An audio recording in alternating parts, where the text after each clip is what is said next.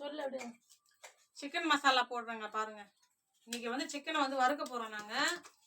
அதனால சிக்கன் மசாலா, அப்புறம் இஞ்சி பூண்டு பேஸ்ட்டு ஃப்ரெஷ்ஷாக அரைச்சிட்டு தான் நாங்கள் வீட்லேயே. இது போதும், ஃப்ரெஷ்ஷாக அரைச்சி போட்டாச்சு. அதுக்கப்புறம் லெமன், ஒரு லெமன் போடுறேன் ஃபுல்லாக.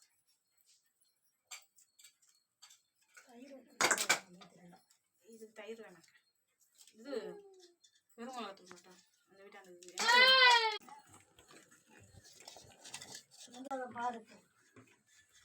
ஸ்டார்ட் பண்ணுறேன். புரியுதா? சொல்லு. நான் பாருங்க 1.5 லெமன் போட்டிருக்கேன் இன்னைக்கு. ஏன்னா சிக்கன் வந்து நான் 2 கிலோ சிக்கன் பக்கோடா போடுறோம் இன்னைக்கு. ஏன் இந்த சிக்கன் பக்கோடா அப்புறமா சிக்கன் குழம்புலாம் நான் வைக்கிறேன் லாஸ்ட்டாக சொல்லிடுறேன். அப்புறமா வந்து காரம் வந்து அதில் கம்மியாக இருக்கும், அதனால நம்ம வந்து வெறும் மிளகாத்தூள் கொஞ்சம் சேர்த்துக்கணும்.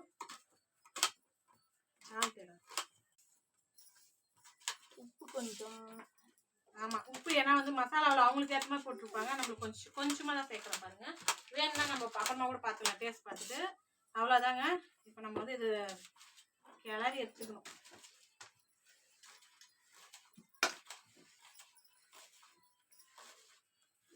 நல்லா கிளறிட்டு அதுக்கப்புறம் தண்ணி ஊற்றிக்கலாங்க, வேணுமா வேணாமான்ற மாதிரி.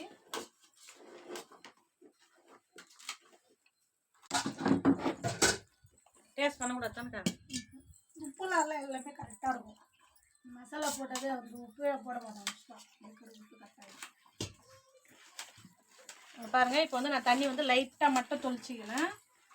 நாங்கள் வந்து இன்னைக்கு டேஸ்ட் பார்க்கக்கூடாது, நான் ஃபஸ்ட்டு சொல்லிட்டேன். டேஸ்ட் பார்க்கணுன்னு நான் பார்க்க மாட்டேன் இன்னைக்கு. அப்படியே தான் செய்கிறோம். நல்லா வரும்னு நினைக்கிறேன். ஆமாம், பாருங்க கொஞ்சமாக தண்ணி வேணும்ட்டு அப்பப்போ பார்த்து. ஏன்னா ரொம்ப தண்ணி வேணாம், நம்ம ஃப்ரை பண்ண போகிறோம் சிக்கன் அன்னைக்கு. ரொம்ப தண்ணி ஆமாம், அதனால் கொஞ்சமாக தான் ஊற்றிருக்கேன்.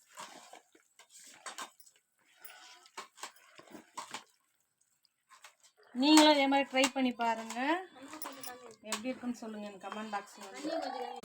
கடைக்கு அவங்க தானே